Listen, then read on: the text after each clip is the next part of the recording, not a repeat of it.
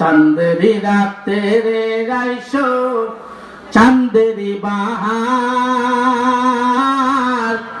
আমারে বানাইয়া নিয়া ভাবি তোমার গলার হার। ঠিক কিনা বলুন? নবীজির গলার হার কে কে হতে চান? দুহাত তুলে দেখো। নারে তাকবীর, নারে তাকবীর। চাঁদেরি রাতে রে আইসো, জোরে বলুন, চাঁদেরি রাতে রে আইসো চাঁদেরি বাহার আমারে বানাইয়া নিয়া ভাবি তোমার গলার হার। তুমি আত্মদিয়া তুমি সেইয়ানিয়া রে ও দয়ার নবী গো, যাবার কালে ফিরে ফিরে চায় রে। সুবহানাল্লাহ। আমার বিয়ের যাত্রী হবে যে 4 জনা, বাজার থেকে কিনে আনো সাদা মার 3 সোনা। ঠিক কিনা? আনতে হবে না, হবে না বলুন? এমন কোন মানুষ আছে যে তার জীবনে সাদা কাপড়ের কাপড় পরানো লাগবে না? লাগবে না? তাই কবি বলছে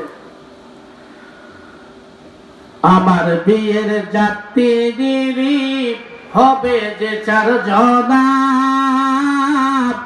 বাজার থেকে কিনে আনো সাদা মার 3 সোনা। তুমি নিজ খাতে বাবা দুষা যায় রে ও দয়ার নবী গো, তুমি যাবার কালে ফিরে ফিরে চায় রে। নারে তাকবীর। আমার ভোলাপ সেই দিন বাড়ি থেকে আমাকে আপনাকে বের করে নিয়ে যাবে, আর সমাজের মানুষেরা বলবে রাত 1টার সময় ইন্তেকাল করেছে, আর এই জায়গাকে আর এই লাশ রাখা যাবে না। সমাজের কোন মানুষ আর আনোয়ার বলে ডাকবে না, সমাজের কোন মানুষ আর বাবা বলে ডাকবে না, সমাজের কোন মানুষ আর ভাই বলে ডাকবে না। সমাজের যেই মানুষ আসবে সেই মানুষ বলবে লাশের জানাজা কখনো হবে। ঠিক কিনা বলুন?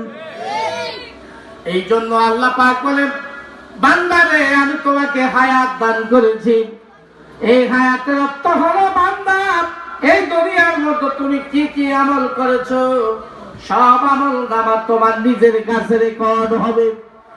কিয়ামতের দিন মুসিবতের সময় আল্লাহর বান্দা যখন তুমি তোমার আমল নামাগুলো খুলে দেওয়া হবে, আর যখন বলা হবে বান্দারে তোর মুখের জবান আমি আল্লাহ বন্ধ করে দিলাম, তোর হাতের জবান গুলো আমি আল্লাহ খুলে দিলাম রে, হাত বলে বান্দা কি কি কাজ করেছে।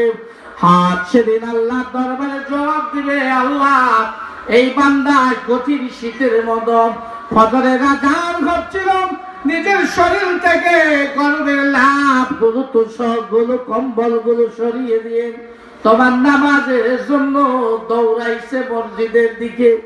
এই হাত দ্বারা তিনি অজু তওরি করেছেন, এই হাতে সুন্দর জামা পরিধান করেছে, 2 হাতে নামাজ আদায় করে আল্লাহ এই হাত দিয়ে তোর দরবারে ধরে চোখের পানি ছেড়ে দিয়ে কাঁদতেছে, আমি হাত সাক্ষ্য দিতেছি এই ব্যক্তি নামাজি। আল্লাহ বলল বান্দারে নামাজি নয়, এই ব্যক্তি জান্নাতি। বলে কোন সুবহানাল্লাহ। জান্নাতে যেতে চান? কে কে চান হাত তুলে দেখেন দেখি। তাহলে মরে যাওয়া লাগবে, মরবেন? কথা বলুন, মরবেন?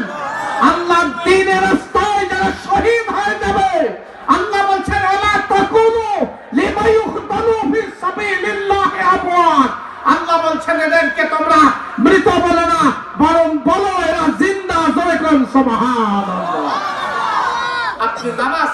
গিয়ে যদি মৃত্যুবরণ যদি করেন, আল্লাহ পাক বলছেন বান্দা শহীদ। ধরে কোন সুবহানাল্লাহ।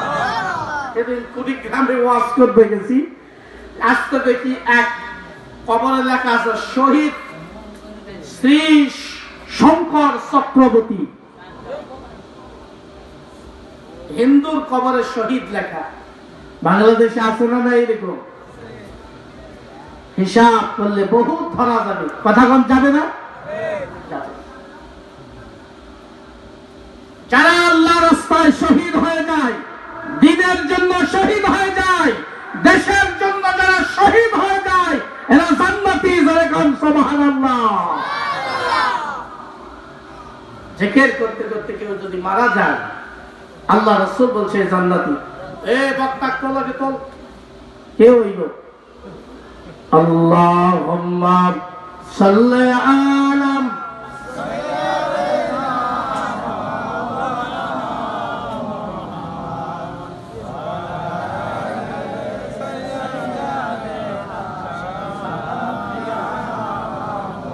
এক মানুষ জীবনেও নামাজ পড়ে না। নামাজ পড়ার জন্য মনে হচ্ছে যে না আজকে ফজর থেকে নামাজ পড়বো, এরকম মনের মতো হয় না ভাই? কথা বলুন হয় কিনা? নামাজ পড়ার জন্য মসজিদে যাওয়া লাগে। আল্লাহ রাস্তে ওই দিনই ছিল তার জীবনের শেষ দিন, ওখানেই টলে পড়ে মারা গেছে। জাহান্নামী ফেরেশতারা এসে তাকে টানতেছে জাহান্নামে নিয়ে যাওয়ার জন্য, জান্নাতি ফেরেশতারা আসে এরা টানতেছে জান্নাতে নিয়ে যাওয়ার জন্য।